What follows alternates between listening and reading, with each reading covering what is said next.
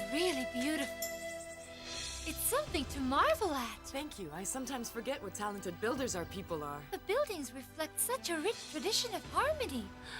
That's why our region is known as the unique world. I think the name is well deserved. My brother left last night for the village. His escort is big and traveled slowly.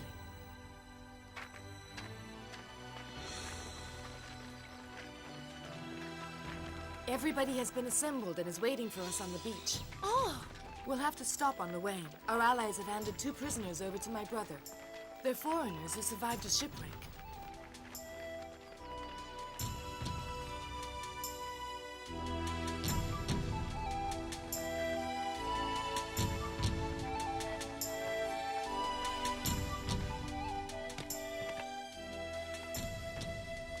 Come with me, Pocahontas. They're waiting for us.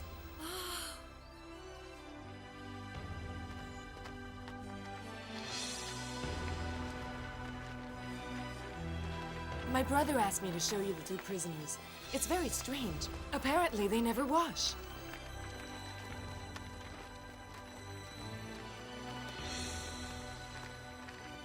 Welcome, Princess Pocahontas. Thank you. Follow me. You have the honor of entering the 4 Baycab's residence. As you are already aware, we've taken 2 prisoners. They concern me because it appears that they do not want to have anything to do with water. Strange. And since their arrival, an unknown sickness has spread throughout my people. None of our medicine men understand what it is. Have you tried to talk to them at least? I don't know how. They speak a strange language that I've never heard. One of our Aztec warriors speaks several languages. He tried to talk to them, but he got absolutely nowhere. I just don't know what to do. We've been given the gift of understanding what the white man says. We could try. Be my guest, but you won't be able to stand it. They smell so bad, it's impossible to stay close to them. My brother has ordered me to see them. I demand that they at least wash their faces before they enter my presence.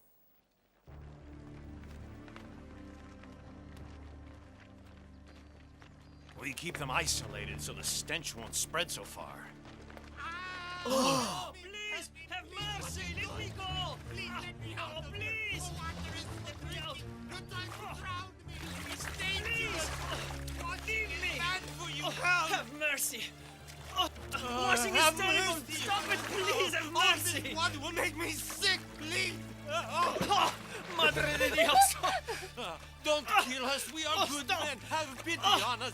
Why torture us if you're going to kill us? The Mayas are right. I've been around white men before, and they always smell terrible. Ugh.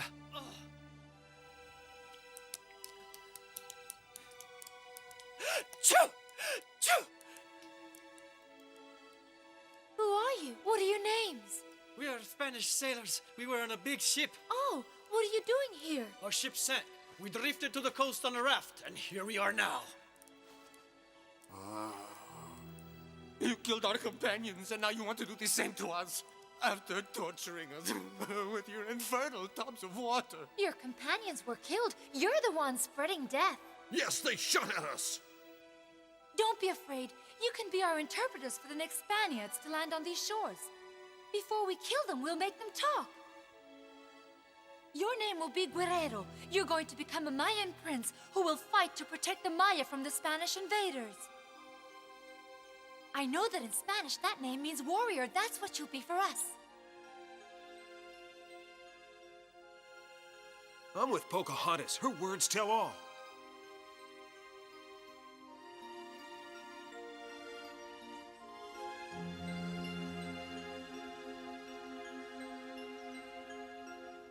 We're going to bring the Spaniards deeper inland.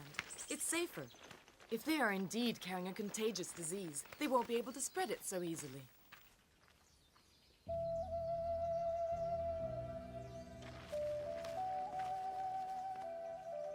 Welcome.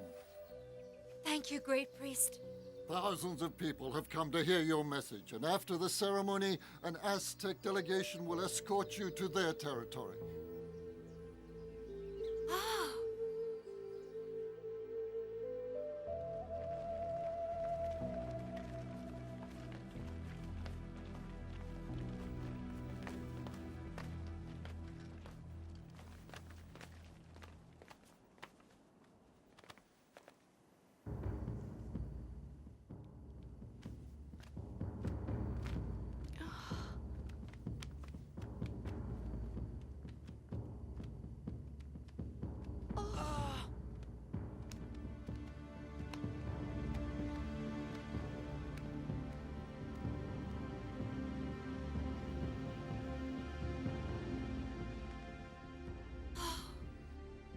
Before hearing the message the Great Spirit has sent us through this young girl, we must render homage to all our gods for their protection and benevolence.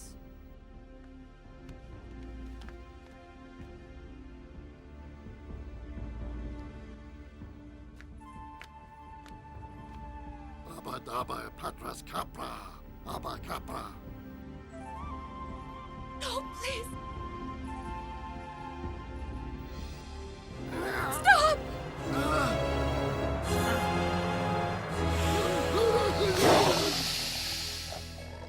Hear my message! A message pleading to you for mercy and clemency.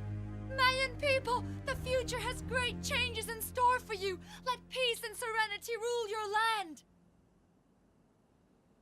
Mayan people, though you may not realize it, the future is already here. The invaders are at your doorstep, and your civilization, once great and refined, will be swept away and become nothing but a distant memory.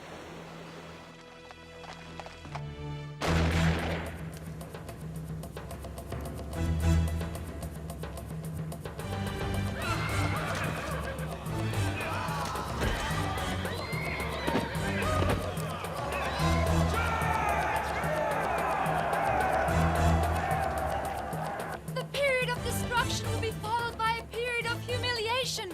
It will last for centuries. But after all that suffering, a time will come when eternal laws will show you the path to take.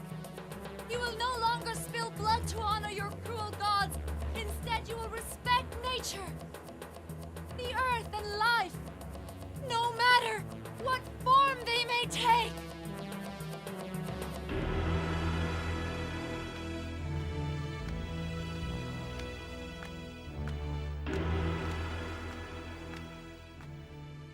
I must admit, I'm very sorry to see you go. I'll bet your priests aren't. The escort who will accompany you to the Aztec territory is here. He is awaiting your decision. We will leave tomorrow morning at dawn. I'm losing my new friends, but I am comforted by the fact that my cousin, hungry for blood, will be accompanying you. He is proud to have been chosen for this task.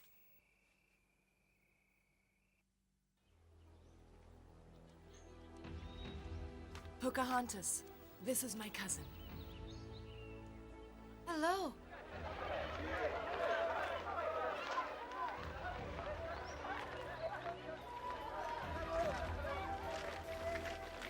Oh!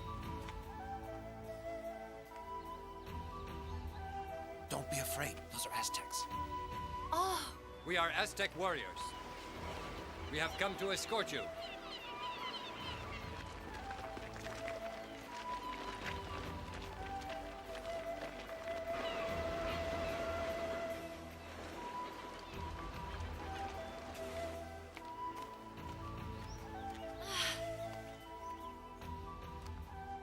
What's wrong with the man who's running? Everybody else seems so calm. He's an Aztec courier carrying a message on a papyrus scroll. He brings it to another courier who hands it to the next. A very efficient means of communication.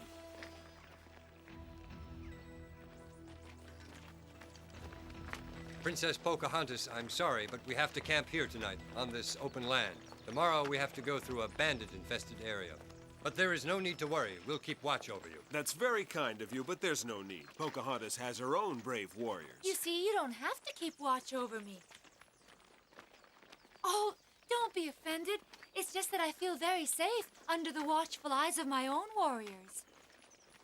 Speaking of which, there's no need to call me princess. Tell me, fine Aztec, what is your name? I belong to the Order of the Arrow Warriors. My name is Red Heron. They say because I have a long neck, princess.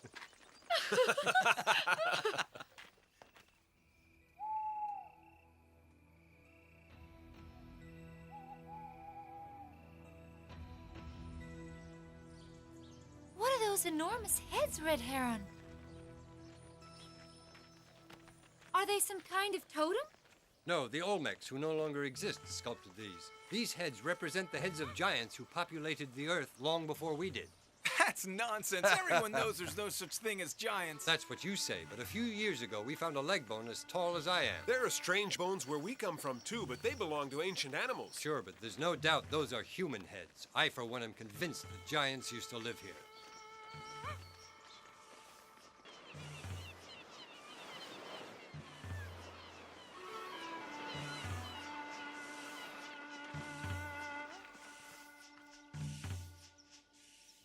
Tomorrow you will sleep in an inn, and the day after tomorrow we will finally reach the capital, Tenochtitlan. Is it as big and beautiful a city as Uxmal, the one we just left? Bigger. It's the biggest and most beautiful Mayan city. Remember, in the past, the Mayas were much more powerful. The sacred city of Uxmal isn't as important anymore. On the other hand, Tenochtitlan gets bigger and more beautiful every year. You'll see. You must have conquered a lot of tribes to grow so big and powerful. We fought battles against many tribes, but many others became our allies. The tribes have their own organizational system and chiefs, but they have to pay us a duty. Do you perform human sacrifices? My soldiers and I heard Pocahontas speak at Uxmal, but neither the Mayas nor us Aztecs can accept what she said. Every nation in the world offers human sacrifices to its gods. To be chosen for sacrifice is an honor for us. A tribute to the divine. It's part of our religious tradition. We call it the blossom of death. It only exists at the heart of our unique world. It's an ancient custom which is fundamental in our tribes. Are brave warriors given up as sacrifices too? No, they have to stay in this world and fight courageously. Then how do you find people to sacrifice if you've already conquered all the neighboring tribes? That's exactly our problem. We offer fewer and fewer sacrifices nowadays, and the gods are getting angry. They unleash disasters and cause earthquakes. So where do you find your victims for the sacrifices? We invented what we call the War of Flowers. The tribes fight against each other in order to take prisoners, which they then offer as sacrifices. Preceding the inauguration of the new pyramid at Tenochtitlan, 20,000 prisoners were offered as sacrifices over 3 days.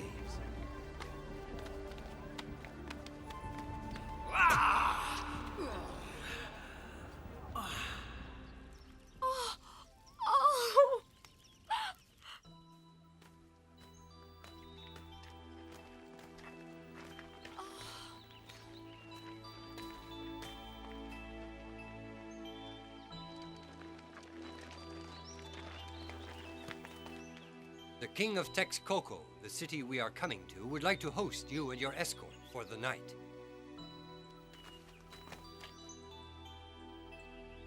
Texcoco is a powerful city whose king is an important ally, a very wise and enlightened ruler by the name of Nezahualpilli. He offers lessons in his palace to worthy citizens, no matter what their social background.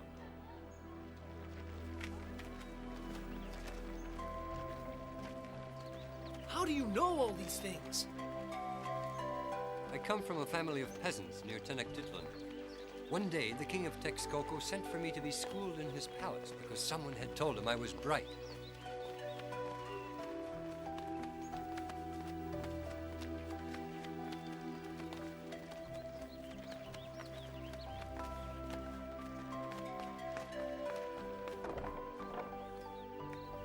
Well,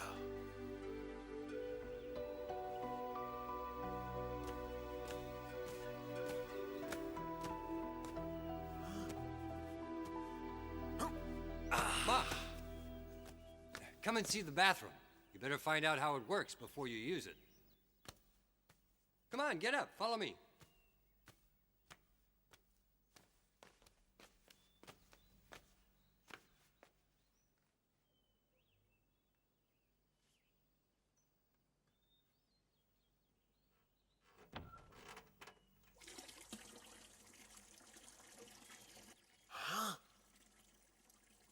Come here. Look.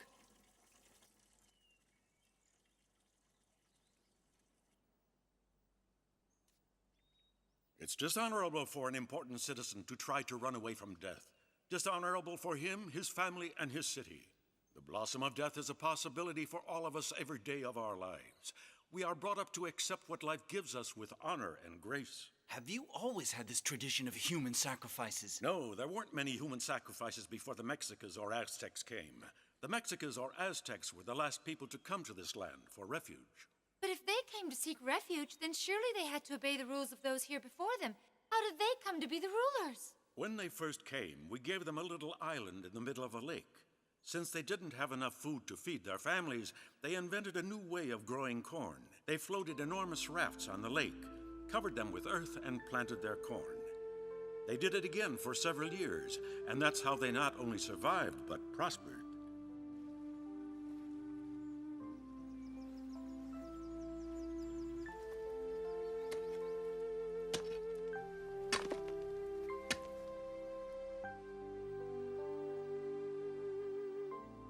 As the years passed, they went on to become fearsome warriors and shrewd politicians. Soon, all the tribes in the region were forced to become their allies. They made up stories of a glorious past and destroyed our books to rewrite new ones about their greatness. But it was impossible for the Aztecs to destroy every trace of the civilizations that had existed long before their arrival. You're talking about something in particular, aren't you, Nezahualpilli? I'm thinking about the ruins at Teotihuacan and Tula. Those two cities were bigger and more populated than Tenochtitlan. Now the Aztecs call Teotihuacan the place where the gods gather. But Teotihuacan and Tula were built by the Toltecs. We know from their wall paintings that they never offered human sacrifices to their gods, just flowers, butterflies, and birds.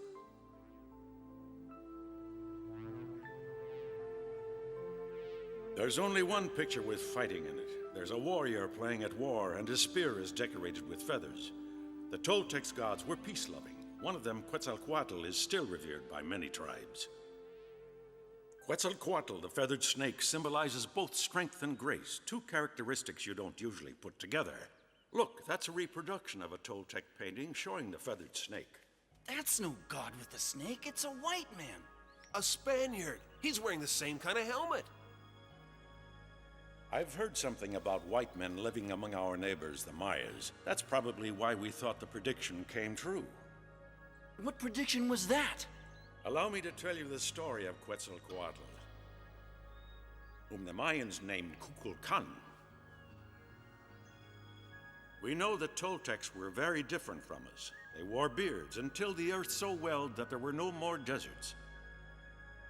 Quetzalcoatl was a good king and a wise man who invented the calendar, charts of the stars, numbers that we still use, and many cooking recipes.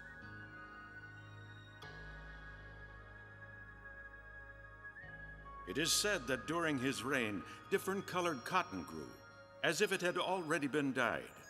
As for the corn, each ear was almost too big for one man alone to carry.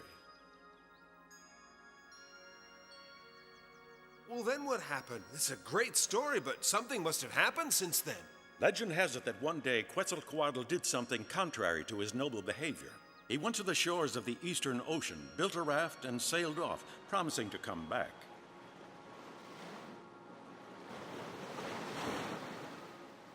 From that day on, Quetzalcoatl, the feathered snake, was worshipped by all the tribes. So when the Spaniards landed, you all thought that Quetzalcoatl and the Toltecs had returned. No, I never thought that. When Ahuitzotl, the Aztec chief, died, his son Cuauhtémoc wasn't chosen to succeed him. His nephew Montezuma was chosen instead. Montezuma was indecisive and obsessed with the future. And Montezuma was the one who thought that Quetzalcoatl and the Toltecs had returned when the Spaniards landed. This conviction led him to make some bad decisions.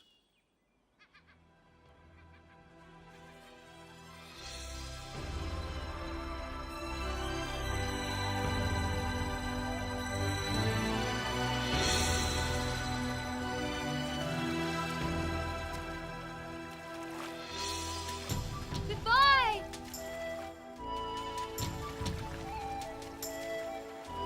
We were very lucky to have stopped here and met such a great chief on our way to Tenochtitlan. Now we know all about Mayan and Aztec history. I agree. I'm glad we got to meet the great chief Nezahualpilli, too.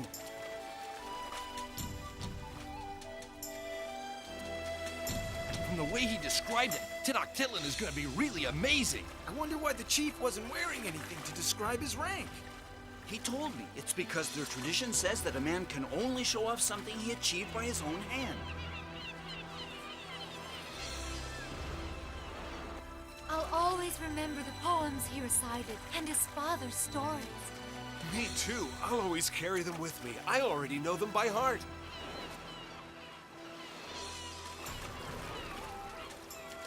The circle of life keeps going each time the sun rises in the morning. Let us remember the lessons our ancestors taught us, to respect nature and all living creatures. Each clear, sparkling stream is blood in our veins. The sea reflects the grace of the gods, which showers down on men, blessing them with strength and courage.